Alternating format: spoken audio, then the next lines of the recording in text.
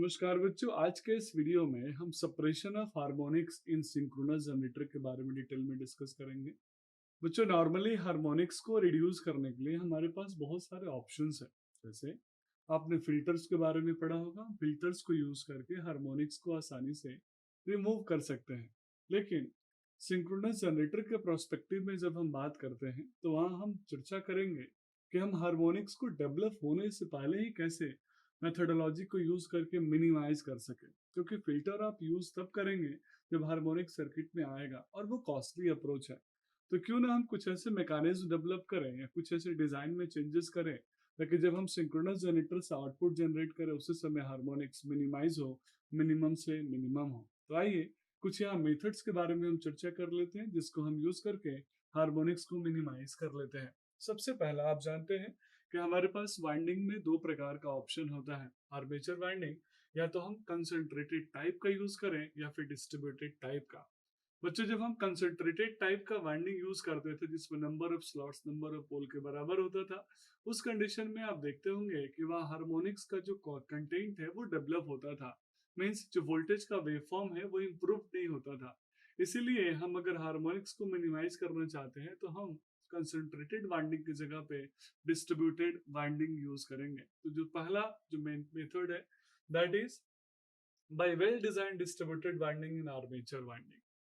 Similarly बच्चों, आपने full pitch और शॉर्ट पिच वाइंडिंग के बारे में पढ़ा है, जहां फुल पिच वाइंडिंग की एडवांटेज ये है कि जो ईएमएफ इंड्यूस्ड होता था, जनरेट होता था, उसकी क्वांटिटी ज्यादा होती थी, लेकिन उस सप्लाई में, उस जनरेटेड ईएमएफ में अनवांटेड सिग्नल्स यानी हार्मोनिक्स होते थे।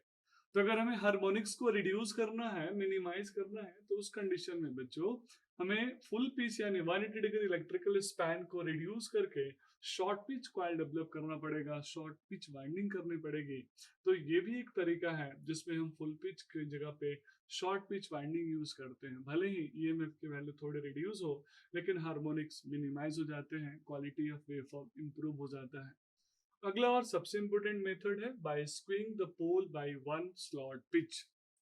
हम डिजाइन करते समय पोल में जो स्लॉट पिच है उसमें एक स्लॉट पिच को हम स्क्यू कर देंगे, थोड़ा सा तिरछा कर देंगे। जस्ट इमेजिन कीजिए एक और प्रिंसिपल जो हम ऑलरेडी इंडक्शन मशीन में पढ़ते हैं।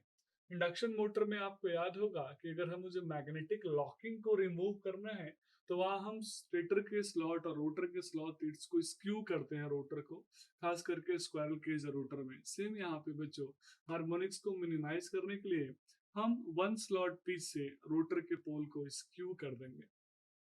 अगला है बच्चों, शॉर्ट पिच वाइंडिंग के साथ साथ हम चाहें तो फ्रैक्शनल स्लॉट वाइंडिंग भी यूज कर सकते हैं। जब हम अपने मशीन आर्मेचर की डिजाइनिंग में फ्रैक्शनल शॉर्ट वाइंडिंग यूज करेंगे, यानी फ्रैक्शनल स्लॉट वाइंडिंग, उस कंडीशन में हार्मोनिक्स का जो कंटेंट है वो सप्रेस हो जाएगा, मिनिमाइज हो जाएगा और वेवफॉर्म की क्वालिटी इंप्रूव हो जाएगी। नेक्स्ट मेथड है बच्चों स्लाइटली लार्जर एयर गैप। आगे हम इसके बारे में काफी डिटेल में पढ़ने वाले हैं कि स्टेटर और रोटर के बीच में जो एयर गैप हम डेवलप करते हैं उसकी वैल्यू कितनी होनी चाहिए, क्योंकि एयर गैप बढ़ने से कहीं ना कहीं हमारा जो इंडक्शन है एमएमएफ का वो भी अफेक्टेड होता है। लेकिन यहाँ हम हार्मोनिक्स को और मिनिमाइज करना चाहते हैं और वेवफॉर्म की क्वालिटी को इम्प्रूव करना चाहते हैं तो हमें एयर गैप थोड़ा बढ़ाना चाहिए। और अगर हम थोड़ा सा एयर गैप इंक्रीज करेंगे तो स्वाभाविक है रिलक्टेंस इंक्रीज होगा और उस कंडीशन में वेवफॉर्म की क्वालिटी इंप्रूव होगी।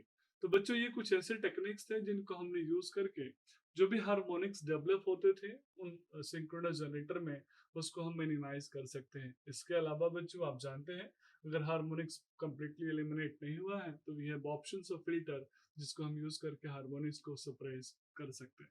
That's all about this video. Thank you so